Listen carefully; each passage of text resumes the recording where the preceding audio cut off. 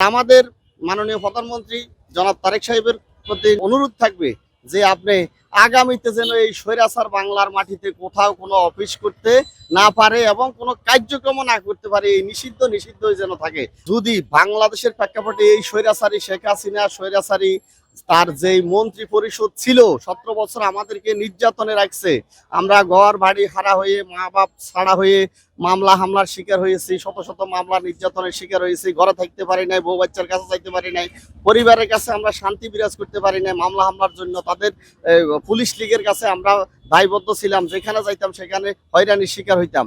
তো আমি বলতেছি বারবার যে বাংলাদেশের জনগণ আমরা চাই না যে স্বৈরাচার সরকার আর বাংলাদেশের মাটিতে মাথার নড়াচড়া করে উঠুক।